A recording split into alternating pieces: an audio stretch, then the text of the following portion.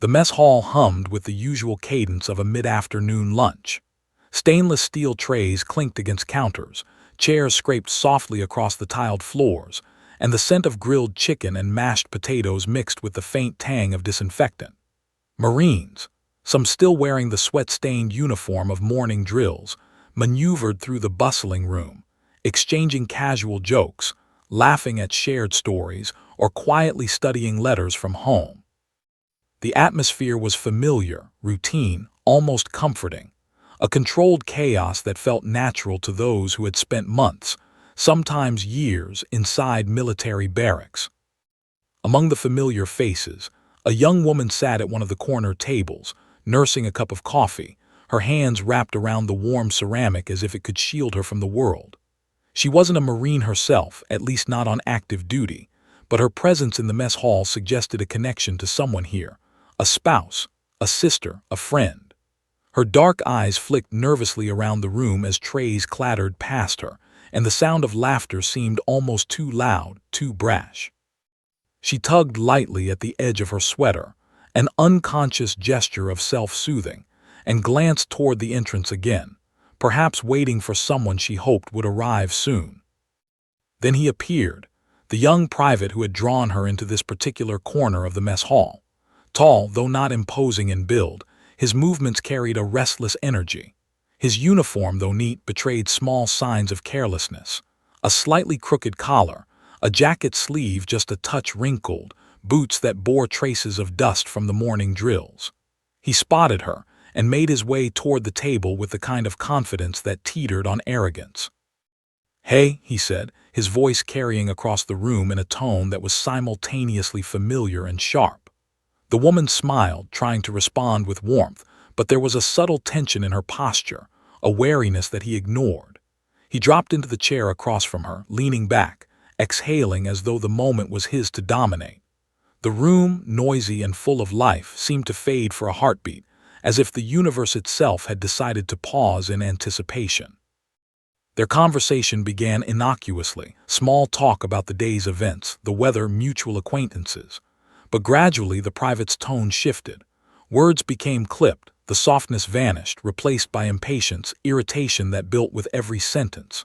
"You don't get it," he said sharply at one point, his eyes narrowing.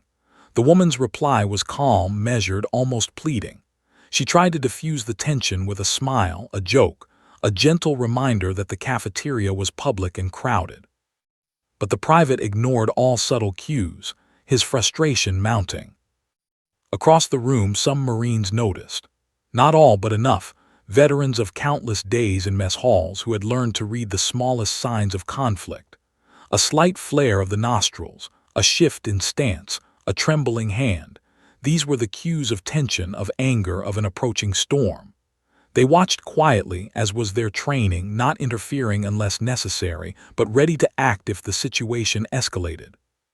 Their presence, though silent, carried the weight of authority, a living embodiment of the Marine Corps, culture of vigilance and discipline. The private leaned closer, speaking faster now, his words slicing through the low murmur of the mess hall. He gestured with one hand, tapping the table impatiently, while the other fidgeted with the corner of his tray. The woman's attempts to calm him only seemed to ignite the fire. Her voice remained steady, almost trembling beneath the surface as she tried to reason with him. "Please," she said softly, "let's just talk this out. There's no need to." But before she could finish, his hand shot out. The sharp slap landed across her cheek with a sound that seemed impossibly loud in the sudden silence it created. Cutlery clattered to trays. Conversations halted mid-sentence. Every eye in the mess hall turned, some in disbelief, others in dawning horror. The woman's head snapped to the side, her lips parted in shock, tears springing unbidden to her eyes. She froze, unable to move or speak, a mixture of fear, humiliation, and disbelief coursing through her. For a brief, fleeting moment, the private laughed. It was a cruel, mocking sound, a sound completely unsuited to the gravity of what had just occurred. He leaned back in his chair, chest rising and falling, as if proud of himself, as if daring anyone to challenge him. The room, however, did not react the way he expected. There was no uproar, no immediate shouting, no rushing forward. Instead, there was a quiet that spread like a wave, an unnatural, intense silence that seemed to press down on everyone present. The seasoned Marines recognized it instantly. This was not just a breach of etiquette or minor social misconduct. This was a violation of the most fundamental values they were sworn to uphold: respect, honor, protection of those who could not protect themselves. The young private's laughter faltered slightly as he began to sense the weight of their attention. The silence was total, heavy, and purposeful. A sergeant at the far end of the hall slowly stood, his chair scraping softly against the tile, and walked toward the private with measured steps. Others followed, standing in sequence until a wall of silent authority enclosed him. Every Marine in the room, from the newest recruit to the most seasoned veteran, had risen without a word.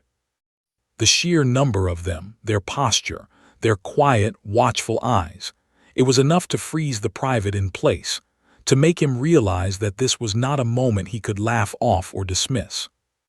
Meanwhile, the woman, still trembling, was gently guided to a safer part of the hall by another Marine. Her hands shook as she gripped the arm of her escort, but she found some measure of reassurance in their presence. She was no longer alone, and the young private, now surrounded, could no longer dominate the scene.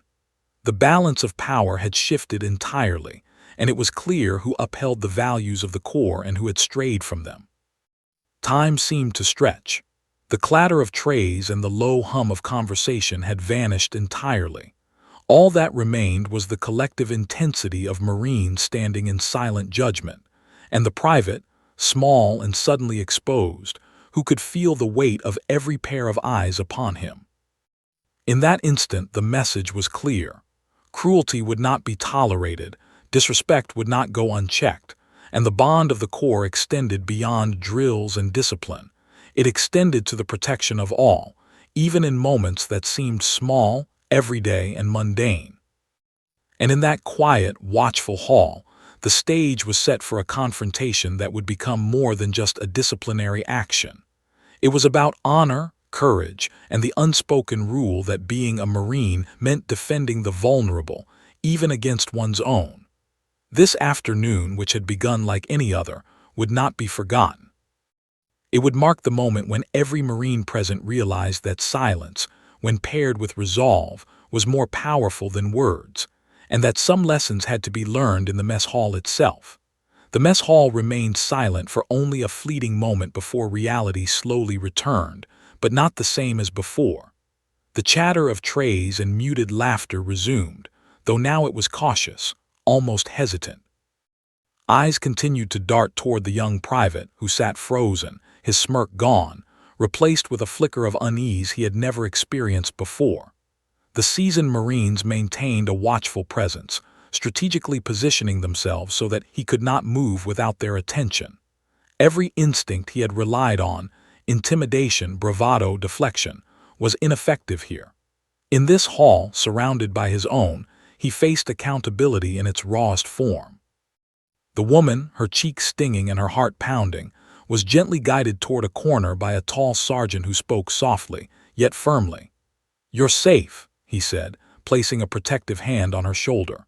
"Stay right here until the situation is under control." She nodded silently, swallowing hard as the initial shock slowly settled into a creeping fear. Her body trembled, not just from the strike, but from the realization of how quickly the dynamics of a room could change.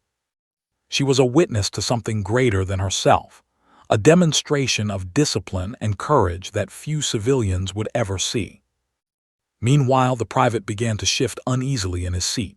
His laughter had vanished entirely, replaced by a mixture of embarrassment and suppressed panic. He looked around the hall, taking in the collective gaze of dozens of Marines. There was no shouting, no visible anger, yet the weight of their silent judgment pressed down like a physical force. The very air seemed charged, each Marine's posture communicating a single unspoken message. "You have violated our code, and we will correct it." The private swallowed hard, realizing that he could not dismiss this as a misunderstanding or shrug it off as a personal moment. The Corps had spoken, and it would not be ignored. A young corporal seated at a nearby table whispered to a fellow Marine, his voice low, careful. "Did you see that?" The other nodded, his face tense. "Yeah, he crossed the line. Big time." Across the hall, another sergeant subtly adjusted his stance, eyes never leaving the private. It was a choreography born of years of training, discipline, respect, and a readiness to act, all woven together into a seamless response that spoke louder than words ever could. The private began to feel cornered, not by force, but by principle, the immovable, silent principle of the Corps that demanded justice and protection for the weak. His breathing became uneven as he attempted to rationalize the moment. "It was just a slap," he muttered under his breath, hoping no one would hear. But Marines have a way of sensing intent, of understanding the tone beneath the words. Every twitch, every gesture, every attempt at bravado was being catalogued. The private's failure to recognize this was only deepening the gravity of his error. He had assumed his actions would go unnoticed, or that fear and intimidation could shield him. He had been wrong. Every seasoned Marine here knew that the Corps' strength was not in weapons or drills alone, but in its unwavering commitment to uphold honor, even in the smallest interactions. A sergeant finally spoke, his voice calm, deliberate, and commanding attention without raising in volume. "Private, stand." The words were simple, but the command carried the weight of authority. The private hesitated, glancing around, weighing his options. The eyes of every Marine in the hall followed him like iron, unyielding and watchful. Slowly, almost mechanically, he rose to his feet, his posture stiff, his head lowered. For the first time in his life, he felt truly observed, not as a man among men, but as a Marine under the scrutiny of the institution he had pledged to serve. As he stood, whispers circulated among the onlookers, low enough to remain discreet but sharp enough to convey concern. "I've never seen him like this. He's scared. Good, he should be." The tension was electric, filling the hall like a rising tide, yet no one moved hastily. The veterans had taught the younger Marines a vital lesson. Discipline is most powerful when calm, precise, and deliberate. There was no need for rash action. The silence itself was a corrective force, an invisible hand reminding the private of what he had failed to understand about honor and respect. The woman, still seated in the corner, watched silently. Her fear had not fully dissipated, but a subtle relief began to bloom as she observed the Marine's disciplined response. There was no chaos, no uncontrolled fury, just focused, unwavering attention. It was a stark contrast to the private's earlier display of impulsive violence. In that moment, she realized something profound. She was not alone, and those around her would ensure that the principles of decency and justice were upheld. For the first time since the slap, she felt a cautious sense of security, anchored by the presence of those trained to enforce more than rules. They enforced integrity. The private attempted to speak, to offer some feeble excuse, but the sergeant raised a hand, signaling him to remain silent. Words were unnecessary. In the Marine Corps, actions and accountability often carried more weight than explanations. The sergeant's eyes, cold yet controlled, bore into him. There was no malice, only the clear expectation of responsibility. Behind him, other Marines subtly closed ranks, forming a barrier that communicated in unspoken language. Transgression would not stand, and any attempt to challenge authority would meet disciplined resistance. Time slowed as the private confronted the enormity of his mistake. Every glance from the hall reminded him of his isolation, his error, and the consequences awaiting him. The laughter that had once filled the room, his laughter, seemed absurd in retrospect, mockery in the face of integrity, a fragile shield that had crumbled under scrutiny. The silence of the hall was a living entity, pressing in with the collective will of a brotherhood trained to uphold values above all else. He could feel it like a weight on his chest, and it was suffocating. Finally, the sergeant spoke again, his tone measured but unwavering.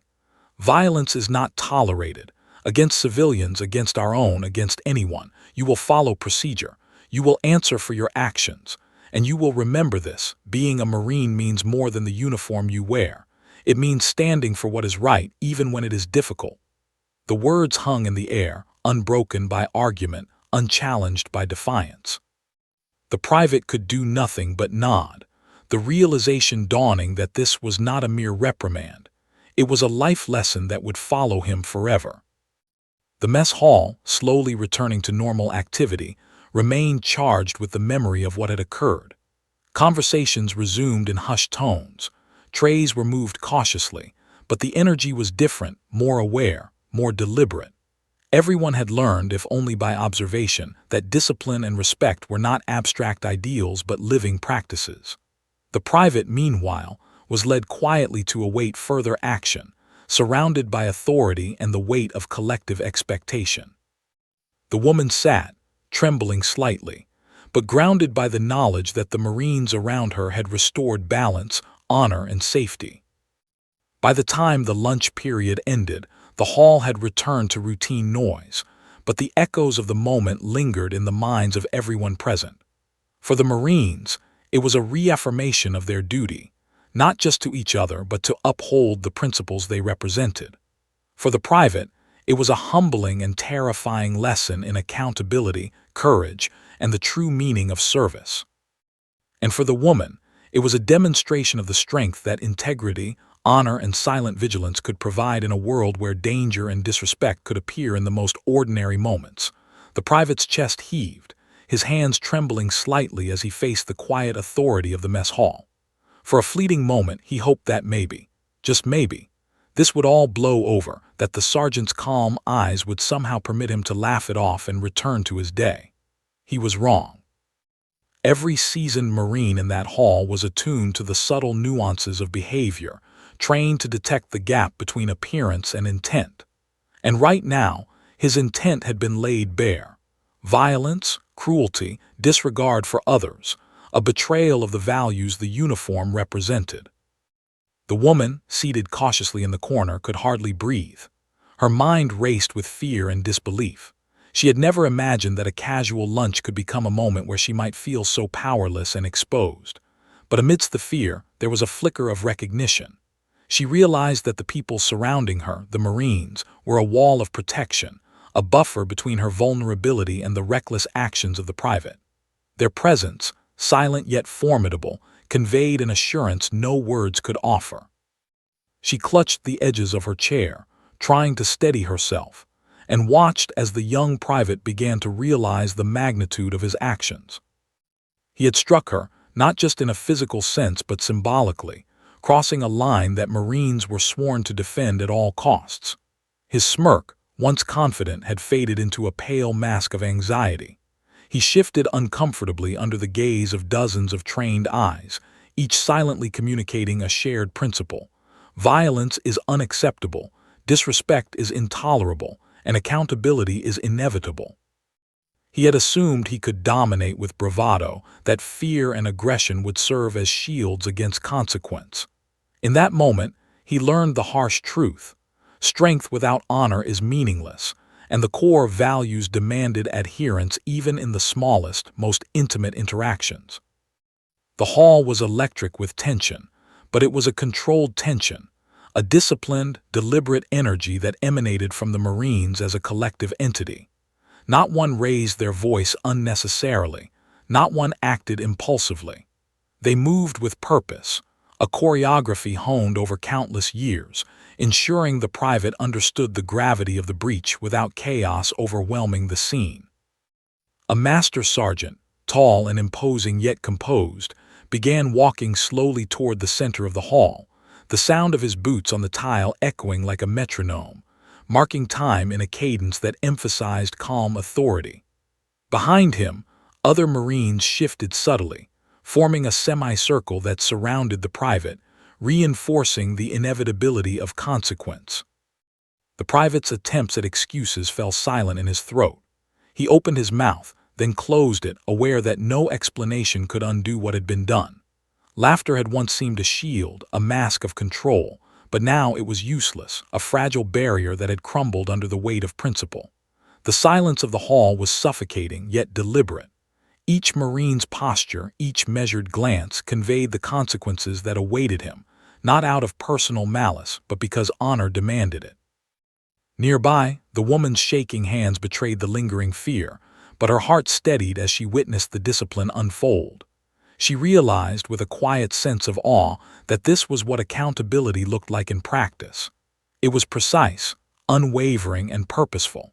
There were no raised voices, no hasty retaliation, only the quiet but undeniable assertion of values, reinforced by the sheer presence of those who lived by them. The master sergeant finally reached the private, stopping a few feet away. He did not yell. He did not threaten. His eyes locked onto the young man's, unflinching and measured. "Private," he said, his voice calm but imbued with authority, "what you did is unacceptable. You have violated not just the rules of this corps but the fundamental principles that every Marine lives by. You will answer for your actions. You will understand what it means to uphold honor. And you will ensure this never happens again." The private swallowed hard. His earlier confidence had evaporated entirely, replaced by the weight of realization. Around him, other Marines stood silently, a wall of discipline that emphasized the seriousness of the moment. He could feel their scrutiny, not as individual judgment, but as the collective standard of an institution that demanded integrity at every level. His smirk was gone.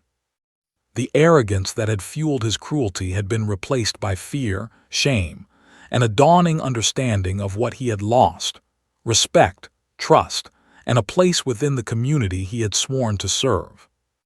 The woman, still in her corner, observed quietly. She was no longer shaking as much, though the stinging on her cheek reminded her of the pain inflicted. But she felt a growing sense of security, knowing that the Marines had acted swiftly, decisively, and morally. This was not about revenge. It was about principle, about correcting a breach of honor in a way that left no room for misunderstanding. It was an unspoken demonstration of courage, ethics, and loyalty, the very qualities she had hoped to see in the uniformed men and women around her. Time seemed to stretch in the mess hall. Every movement of the private was mirrored by an internal reckoning, as he began to understand that discipline could be administered without fury, and justice could be enforced without chaos. The room had become a classroom of integrity, where every observer, Marine or civilian, learned that actions have consequences, and that courage often manifests in quiet, deliberate authority rather than loud gestures. As he stood there, surrounded by his peers and superiors, the private began to realize that this moment would define him, not as a Marine, but as a human being. It was a test of character, an assessment of whether he could learn from failure or be consumed by it. The message was clear. The Corps demanded respect for all, protection of the vulnerable, and adherence to principles above personal whims or impulses. His earlier behavior had violated all of these, and now he faced the full weight of the collective standard. The master sergeant took a step closer, his expression softening slightly, not in pity but in recognition of the opportunity for growth. "You will report to the MPs immediately," he said. "You will follow protocol, and you will reflect on the person you are and the Marine you are meant to be. Understand this. What you did could have destroyed not just someone's sense of safety but your own integrity. You have a chance to make it right. Do not waste it." The private nodded, his head bowed, absorbing each word as if it were a lesson written into his very bones. The surrounding Marines relaxed slightly, though their vigilance remained, a subtle reminder that while the immediate crisis was controlled, accountability would continue. The woman, now accompanied by a compassionate sergeant, left her seat and followed a path to safety. Though her heart still raced, she carried with her a sense of relief and a deep respect for the people who had intervened. The mess hall gradually returned to its rhythm. Plates were carried away, conversations resumed at a measured pace, and the noise of daily life began to reclaim the room. Yet the energy had shifted. What had once been a carefree, ordinary lunch period had transformed into a profound lesson in discipline, respect, and courage. Every Marine present had witnessed a moment that would remain etched in memory, a moment where the Corps values had been tested and upheld in real time. And as the private was escorted from the mess hall, escorted not by anger but by controlled authority, he could feel the full impact of his actions. The slap he had thought insignificant had set into motion a response that reflected the deepest truths of what it meant to be a Marine: protection of the vulnerable, adherence to honor, and the enforcement of discipline.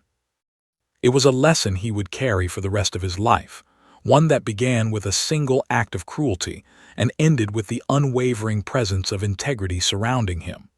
The mess hall had settled into an uneasy calm, but beneath the surface, a storm of disciplined fury simmered. The private, still standing in the center of the room, felt the invisible weight of dozens of trained eyes upon him. Each Marine's posture, each silent glance was a reminder. What he had done was unforgivable, and the Corps demanded rectification. It was not personal vengeance.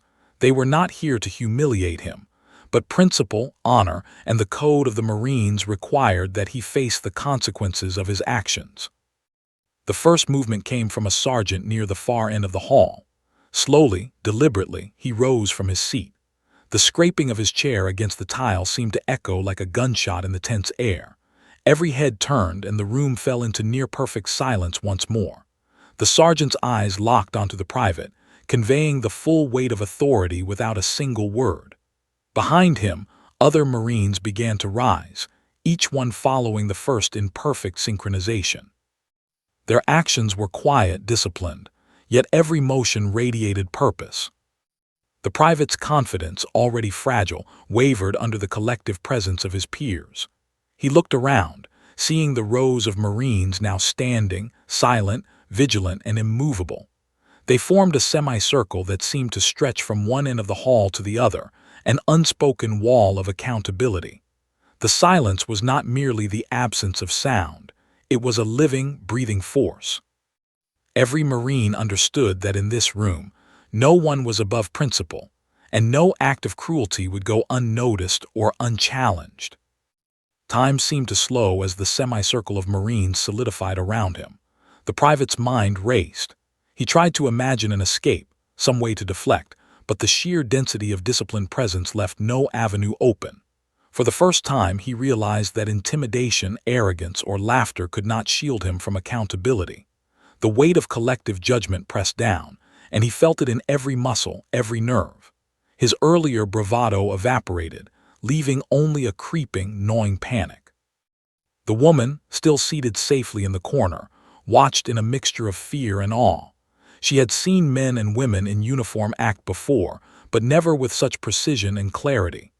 This was not chaos. It was controlled, deliberate action, a demonstration of how honor and integrity could manifest physically without aggression. She clenched her hands in her lap, silently praying for the resolution of this tense moment.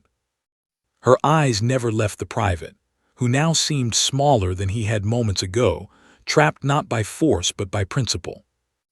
The master sergeant who had first approached stepped into the center of the semicircle, his presence commanding and resolute. He did not shout, he did not raise his hand. He simply stood, allowing the collective energy of the Marines to amplify the authority of his words. "Private," he said, calm but unwavering, "you have violated the most basic principles of our Corps. You have harmed someone who could not defend themselves, and you have compromised your own integrity. This will not stand. You will answer for your actions." The private opened his mouth, searching for excuses, but words failed him. The eyes of every Marine were upon him, and each glance reinforced the gravity of the moment. He realized that explanations, deflections, or rationalizations were meaningless here. The Corps demanded accountability, and it demanded it with clarity, precision, and unwavering authority. The private's pulse raced as he took in the scope of the lesson being imparted. Discipline is not only about rules or regulations. It is about enforcing honor, respect, and courage in every situation. One by one, the Marines stepped closer, subtly closing the circle around him. Their movements were silent, precise, and deliberate, a choreography of authority. The private felt cornered, but it was not a threat of physical violence. It was a wall of moral and professional expectation. He could sense the collective energy of decades of experience, training, and institutional knowledge pressing down, guiding him toward acknowledgement of his wrongdoing. Each Marine in the room had internalized this principle. Protecting the vulnerable is paramount, and failing to act against cruelty is a betrayal of all they represent. The woman, feeling a cautious sense of relief, understood that she was witnessing something extraordinary. This was not a theatrical display. It was a lesson in courage, ethics, and the unspoken responsibility of those entrusted with authority. She noticed the subtle ways the Marines communicated among themselves: a slight tilt of the head, a shift of weight, a measured glance. There was coordination here, but it was invisible to anyone untrained. To her, it was awe-inspiring, almost sacred.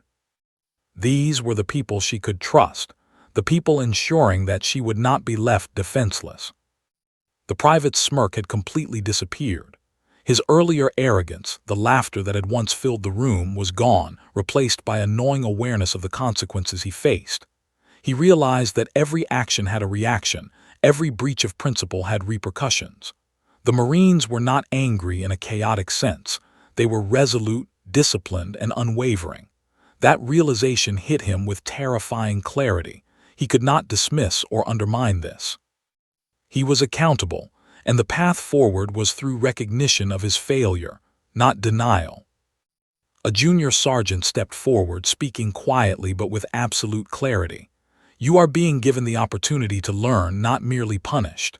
Your actions have consequences, yes, but more importantly, they provide a moment to reflect on the values you swore to uphold. Do not waste it." The private nodded, the weight of each word pressing into him. He understood that this was more than discipline. It was a test of character, an opportunity to confront the gap between the man he had been and the Marine he was expected to become. The collective presence of the Marines remained steady, unwavering, and yet calm. Their silence, coupled with their unwavering stance, conveyed a lesson more profound than any lecture could provide. Courage, integrity, and respect are not just ideals. They are actions demonstrated in moments of decision. The private could feel this truth permeating the hall, grounding him, and forcing him to reckon with his actions. It was a lesson in accountability, honor, and human decency, a lesson that would follow him for the rest of his life. Slowly, the private lowered his eyes, acknowledging the weight of the room. The women and the other Marines had witnessed something vital, the core values in action. This was not about punishment alone. It was about ensuring that every individual understood that cruelty, intimidation, and violence would never be tolerated. The act of rising silently, forming a unified wall of presence, had conveyed more than words ever could.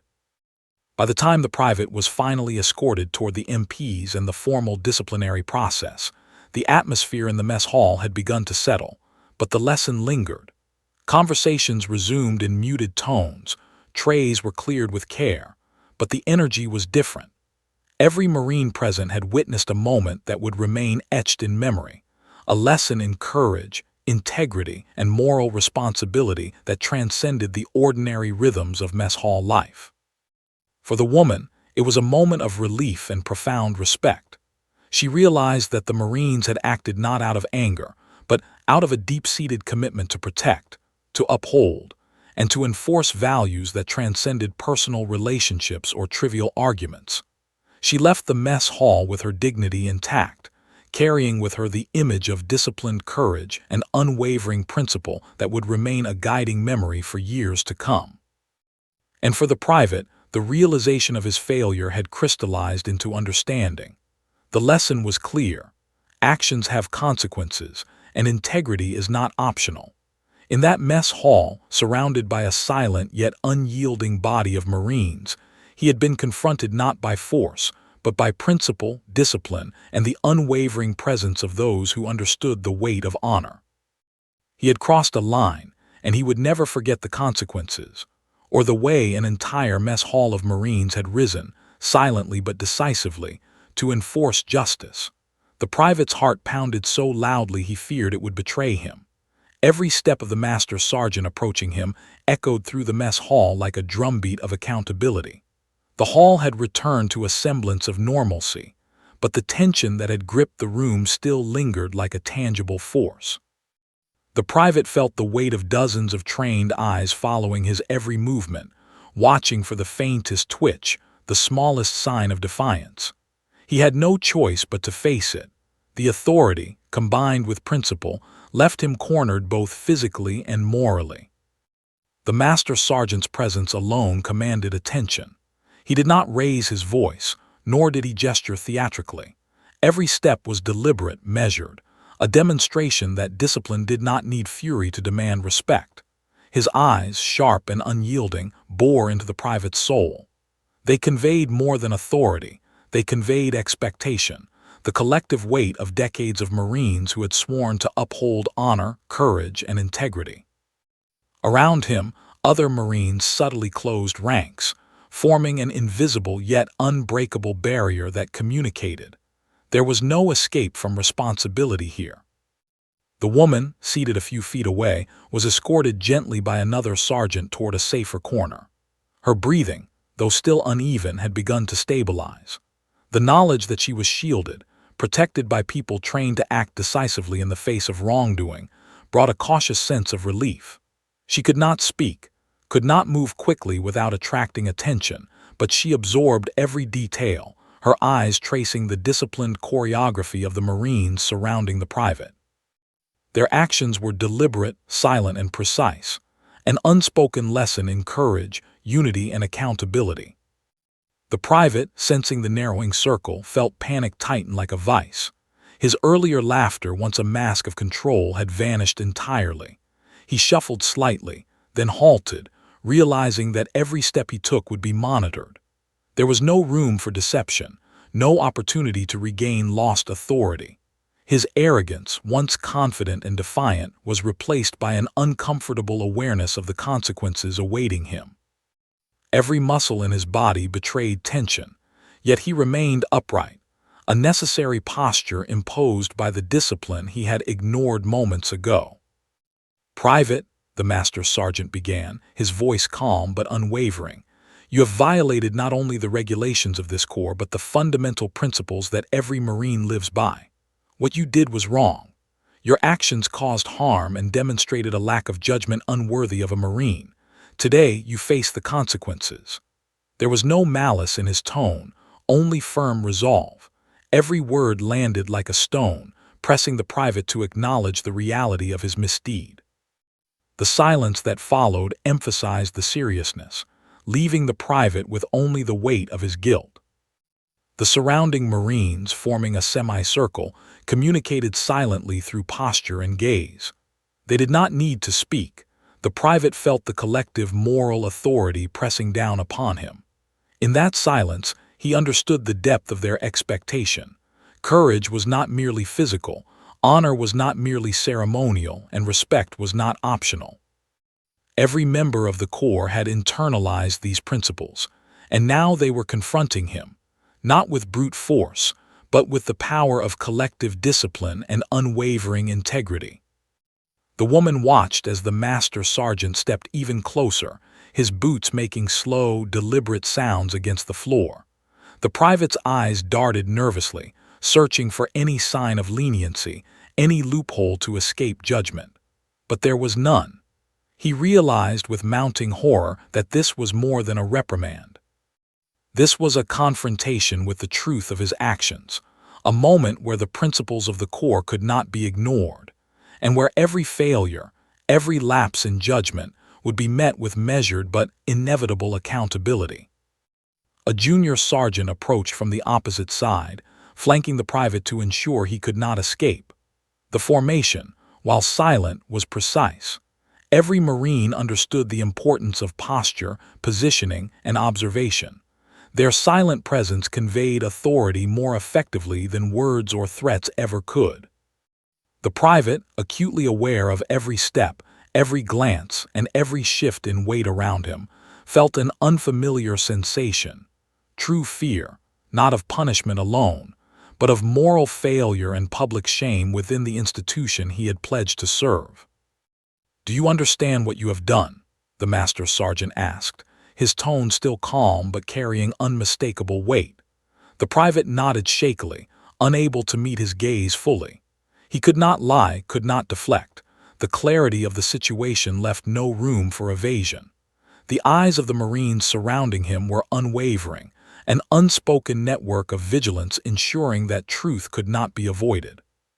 The woman's presence reminded him further that this was not merely institutional discipline. It was about human decency and accountability.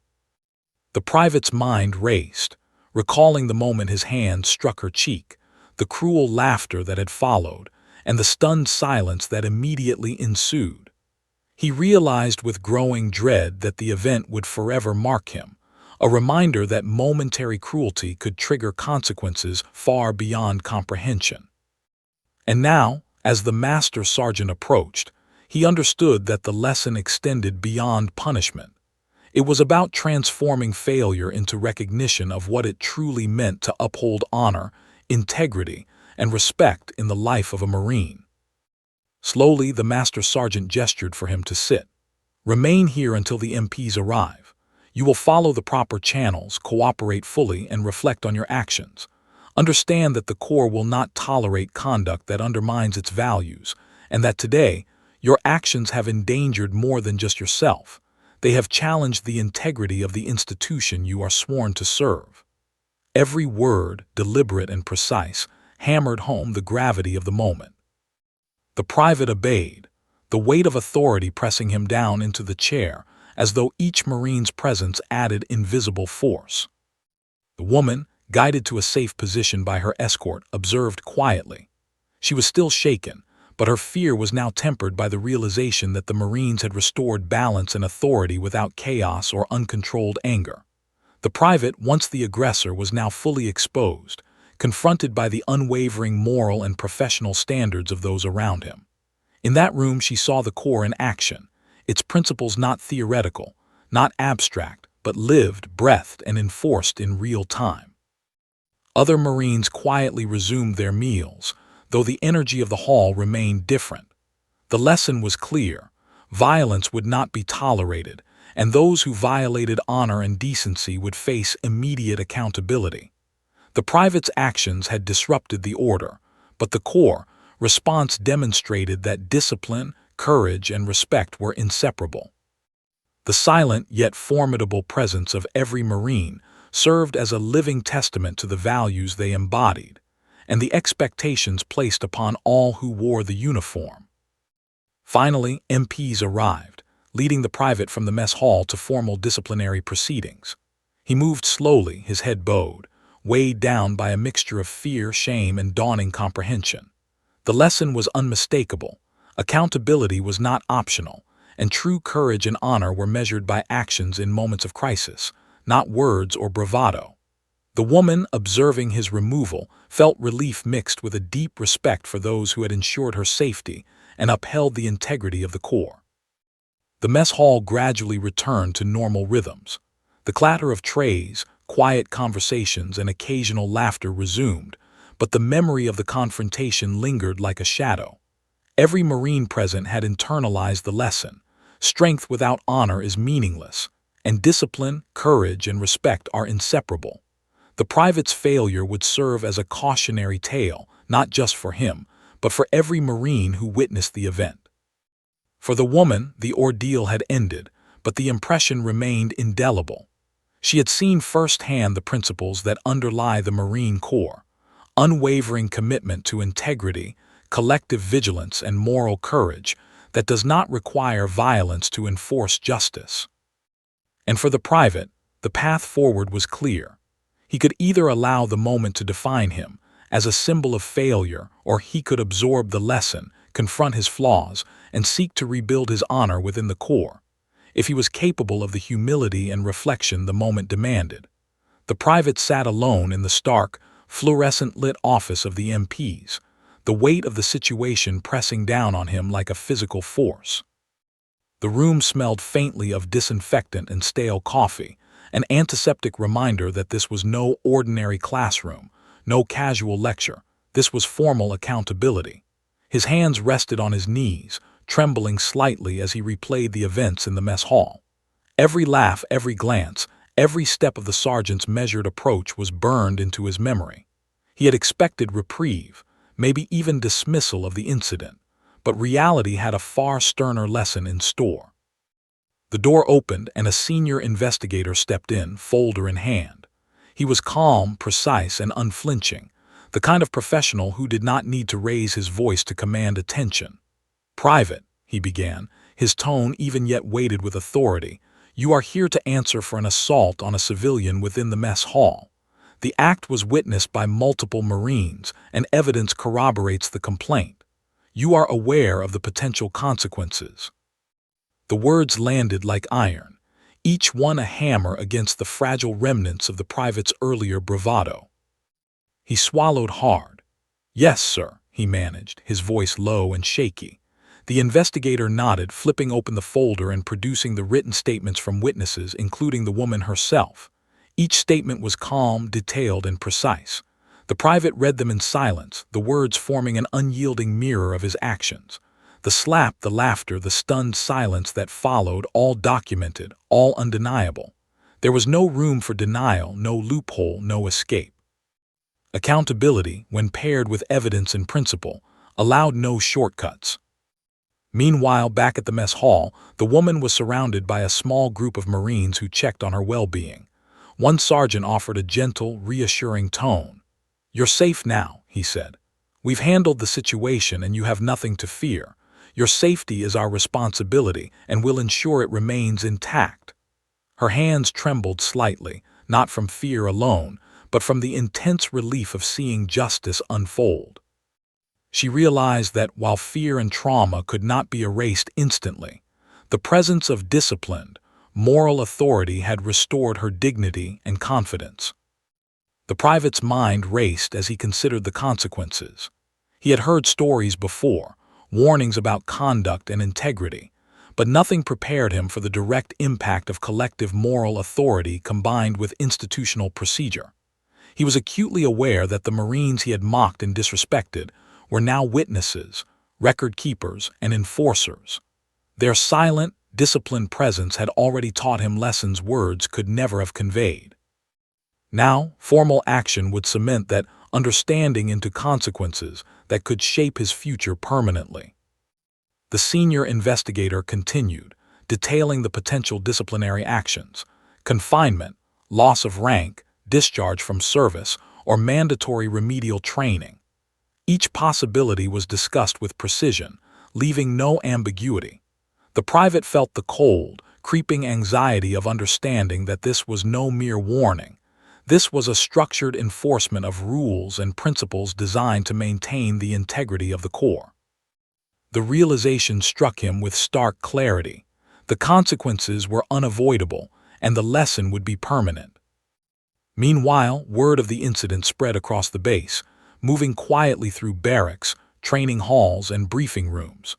Marines discussed the events in hushed tones, sharing not gossip, but recognition of the lesson imparted. The story of the mess hall confrontation became a reference point, a cautionary tale illustrating the importance of integrity, accountability, and collective vigilance. Recruits and seasoned veterans alike reflected on the gravity of failing to uphold principles in moments of moral choice, understanding that courage was measured not only in drills or combat, but in everyday interactions. The woman, supported by her escorts, returned to a safe space on the base. Though her mind raced with the memory of the slap, she felt the calming assurance that the system had functioned as intended. She witnessed firsthand the balance of justice and discipline, where courage and integrity acted as shields, not weapons. Her respect for the Marines deepened, and a profound sense of gratitude settled over her. She realized that the Corps was more than a military institution. It was a moral framework, an organized force capable of protecting and correcting, even in situations that might seem mundane to outsiders. The private, facing the inevitability of formal proceedings, began to understand the depth of his failure. The slap had been more than a physical act. It had represented a lapse in judgment, a breach of trust, and a challenge to every value the Marines lived by. He now saw that strength without honor was meaningless, that bravery without empathy was hollow. The structured consequence system, combined with the silent but formidable presence of his peers, had taught him the same lesson the mess hall had.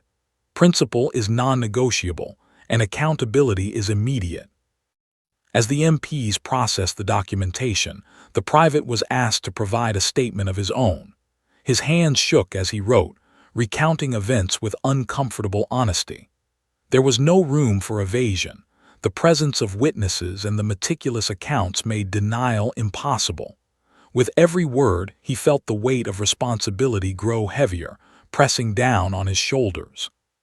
He understood that accountability was not merely about punishment, but about learning, growing, and internalizing the lessons of honor, respect, and empathy. Meanwhile, across the base, discussions among Marines reinforced the story's lesson. Drill instructors shared it with new recruits, not as anecdote alone, but as a practical illustration of core principles in action. The young private, now facing the full weight of consequences, would forever serve as an example, both a cautionary tale and a source of learning. Integrity, discipline, and moral courage were not optional. They were foundational, and failing to uphold them had immediate, unavoidable consequences. Back in the MP's office, the private's reflection deepened. He replayed the mess hall moment, the rise of his fellow Marines, the silent but unmistakable assertion of authority. He realized that his prior arrogance had blinded him to the true strength of the Corps, the combination of moral courage, discipline, and collective responsibility. For the first time, he felt a flicker of understanding, not pride, but comprehension of what it truly meant to wear the uniform, to represent the values he had so carelessly violated. The woman, reflecting later, realized the depth of the system's effectiveness. It was not brute force or anger that had corrected the private's behavior, but disciplined authority, careful observation, and a commitment to uphold principle. She felt gratitude for the Marines who had stood, silently but unwaveringly, for her safety and dignity. Their actions had transformed fear into relief, chaos into order, and humiliation into justice. The memory of that afternoon would remain indelibly etched in her mind, a lesson in courage, integrity, and collective accountability. By the end of the day, the private was formally processed and awaiting further administrative decisions. His experience had been humbling and terrifying, but necessary. The lesson of discipline, moral courage, and respect had been made painfully clear. He would carry it forever, a reminder that integrity was not negotiable and that actions had consequences far beyond the immediate moment. The woman, meanwhile, could finally breathe, confident that the Marines had restored order and reinforced the principles that had been so starkly challenged. The incident in the mess hall had quickly become more than a single confrontation. It had grown into a lesson that rippled across the base. News traveled quietly but deliberately, passing from senior officers to junior Marines, from drill instructors to recruits. The story was recounted not as gossip or rumor, but as an illustration of the principles that define the Corps. Every detail, the slap, the silence, the collective rise of the Marines, served as a vivid example of what it meant to uphold honor, integrity, and discipline in every moment. Recruits listened with wide eyes as instructors recounted the events during morning formations. "This is not just about one private's mistake," one drill instructor explained, packing slowly in front of the formation. "It's about every one of you understanding what it truly means to be a Marine. Strength without respect is meaningless. Courage without principle is hollow. And discipline is more than following orders. It's living by the values that define us." The words landed heavily, leaving an impression that would linger far beyond the training grounds. In the barracks, young Marines reflected on their own experiences. Some had encountered minor lapses in judgment, moments when they had tested limits or challenged authority. Now, seeing the consequences faced by the private, they recognized the stakes of such behavior. Accountability was not abstract. It was immediate, real, and unyielding. Every glance at a fellow Marine, every decision in daily life, became infused with the awareness that actions had consequences, and that integrity was not optional. It was essential. The private, still awaiting final administrative decisions, sat in quiet reflection. The lessons he had received were harsh, unavoidable, and undeniable. He replayed the moment over and over in his mind: the slap, the laughter, the stunned silence, the rise of his peers, the measured words of the sergeant, and the formal process he now faced. Each replay reinforced the same truth. He had crossed a line, violated trust, and endangered his own integrity. There was no deflection, no avoidance, only the hard reality of accountability. Meanwhile, the woman returned to her duties, carrying the memory of the Marines' intervention with her. The fear and trauma of the initial strike had faded slightly, replaced by a profound respect for the disciplined courage she had witnessed. She understood, more clearly than ever, that the Corps was built not only on physical strength but on moral courage, collective vigilance, and the willingness to uphold principles in moments of crisis. She felt safer, not because the danger was gone, but because she knew the people around her could enforce justice calmly, decisively, and effectively. The story of the incident became a teaching tool across multiple departments.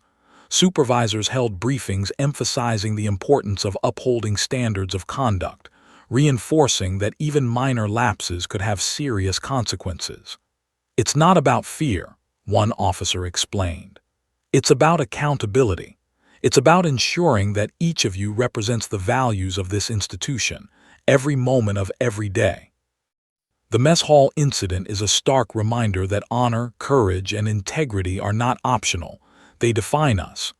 The message was consistent and clear, reaching every corner of the base. For the private, the lesson had shifted from fear to understanding. He realized that the events had provided more than punishment. They had offered an opportunity to reflect, to internalize the values he had violated, and to consider the type of Marine he truly wanted to be. The formal proceedings, the witness statements, and the presence of disciplined authority were not merely procedural, they were transformative. He could either allow the incident to define him as a failure, or use it as a catalyst for growth. The collective response of the Marines had also reinforced a deeper principle, that leadership is not about intimidation, but about modeling behavior and setting expectations. The silence, the measured actions, the unwavering presence, they communicated far more than words could. The young private had learned that real authority comes not from physical power or bluster, but from consistent adherence to principles and the courage to uphold them when challenged. Across the base, the event sparked quiet discussions among peers. Marines shared observations about the significance of the collective response. "Did you see how they didn't yell or hit him?" one remarked. "They just stood, silent, unmoving, and it worked. That's real authority." Another nodded. "It's not the strike itself, it's the principle, the lesson. That's what stays with you. That's what makes someone a Marine." The dialogue reinforced the cultural norms of integrity, respect, and accountability, ensuring that the lesson extended far beyond the initial confrontation. The private's reflection deepened as he considered the broader implications. His lapse had been personal, impulsive, and selfish, but its consequences were communal. He realized that every Marine represents the Corps at all times, and any failure to uphold its principles undermines the collective strength and moral authority of the institution. That understanding, hard-earned and undeniable, began to shape his thoughts, guiding him toward acknowledgement, humility, and eventual redemption. The woman, observing the shift in the base's atmosphere, saw firsthand how discipline and moral courage could influence a community. Her experience had been traumatic, yet the Corps' response demonstrated that integrity and protection could transform fear into trust. She felt inspired, recognizing that the Marines' actions were not merely reactionary. They were intentional, ethical, and enduring. Their response offered both immediate safety and a lasting example of principled courage. Meanwhile, the senior officers continued to monitor the aftermath. Reports confirmed that the private had complied fully with all procedural requirements and had begun the process of reflection and remediation. His case became a reference point for future training, emphasizing that accountability is most powerful when combined with moral clarity, procedural fairness, and collective support. Every step of the process reinforced the same lesson. Actions have consequences, and living with integrity is non-negotiable. By the end of the week, the story of the mess hall incident had taken on symbolic significance. It represented a microcosm of the core values: courage tempered by respect, authority balanced by principle, and accountability upheld through disciplined, collective action. Recruits, veterans, and civilians alike understood that the event was more than a single act of wrongdoing. It was a lesson in human behavior, ethical responsibility, and the enduring power of collective moral authority. For the private, the journey was far from complete, but the first stages of understanding had begun. The incident had stripped away arrogance and illusion, replacing it with a recognition of responsibility, humility, and the necessity of moral courage. The path forward required reflection, compliance with corrective measures, and a commitment to living by the values he had violated. The story of the mess hall would follow him, a constant reminder of the cost of impulsive cruelty and the transformative power of accountability. For the woman, the experience remained a defining moment. She had witnessed discipline and moral courage in action, learned the depth of the core commitment to its principles, and felt a renewed sense of trust in the Marines around her.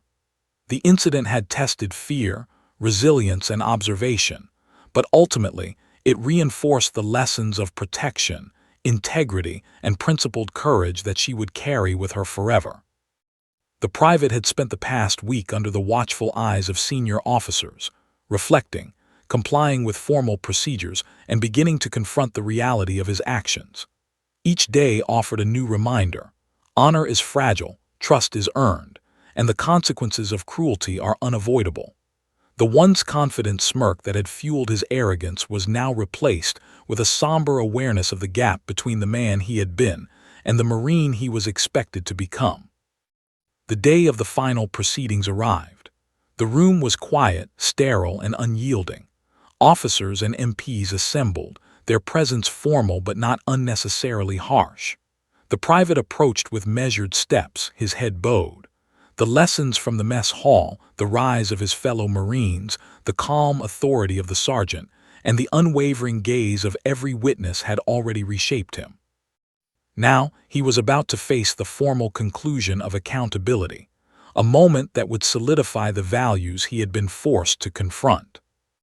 The senior officer in charge, a colonel known for his unwavering commitment to integrity, addressed the private with precise calm. You have been given the opportunity to reflect, to acknowledge your mistakes, and to understand the consequences of your actions. Today, the Corps will formally enforce the standards you violated. The words were clear, unflinching, yet not vindictive. They conveyed authority, expectation, and a finality that left no room for evasion. The private stood, absorbing the weight of the room. The impact of the mess hall incident had not only reshaped his understanding of accountability, it had reshaped the base itself. Across the Corps, Marines had internalized the lessons of courage, respect, and integrity. The incident had become a reference point, a cautionary tale illustrating that discipline is not merely adherence to rules, but the embodiment of principles that guide every interaction. Statements from witnesses were read aloud, emphasizing the precision, courage, and moral clarity of the response in the mess hall. The woman's account, calm and clear, detailed the impact of the private's actions and the protective response of the Marines. Each statement reinforced the principle that accountability is not punitive in nature but corrective, intended to teach and to uphold the ethical standards of the Corps. The private listened in silence, the weight of each word settling into his consciousness like sediment, reshaping his understanding of morality and consequence. The formal reprimand was delivered.